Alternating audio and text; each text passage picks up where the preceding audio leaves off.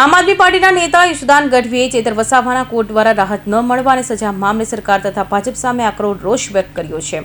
તેમણે ચેતર વસાવા સાથે રાજકીય બદલાની ભાવનાથી અન્યાય થઈ રહ્યો હોવાનો આક્ષેપ કર્યો છે.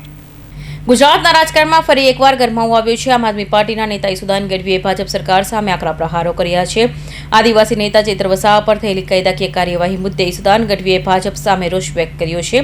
ચેતર વસાવાને કોર્ટ તરફથી રાહત ન મળતા યશુદાન ગઢવીએ સીધો આરોપ લગાવ્યો છે કે આ કોઈ કાયદાકીય લડાઈ નથી, પણ રાજકીય બદલાની ભાવના છે. જનતાનો અવાજ ઉઠાવનાર લોકપ્રિય આદિવાસી નેતાને દબાવવા માટે સરકારી તંત્રનો દુરુપયોગ થઈ રહ્યો છે.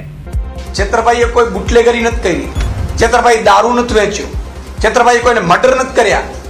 ચેતરભાઈએ આદિવાસીઓના હક અને અધિકાર માટે, ગુજરાતની જનતા માટે લડવાનું પસંદ કર્યું, ભાજપમાં જવાનું પસંદ નથી કર્યું ને એટલા માટે ભાજપે એને જેલમાં નખાવ્યા છે. અદાલતનો જે પણ નિર્ણય આવ્યો અમે ઉપલી અદાલતમાં જઈશું. મારી લીગલ ટીમ સાથે પણ ચર્ચા થઈ છે.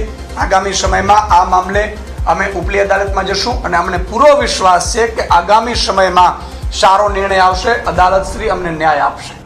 યશુદાન ગઢવીએ આદિવાસી સમાજ અને સમર્થકોને અપીલ કરી છે કે તેઓ શાંતિ જાળવે અને અન્યાય સામે એક થઈને ઉભા રહે. તેમણે સ્પષ્ટ કર્યું કે આપ આ લડાઈની કાનૂની અને રાજકીય બંને મોરચો લડશે. શું ચેતર વસાવા સામેની કાર્યવાહી ખરેખર રાજકીય કિન્નાખોરી છે? તમારો શું અભિપ્રાય છે? કમેન્ટ સેક્શનમાં ચોક્કસ જણાવો. કૌશિક પટેલનો report, Hind TV news, Surat.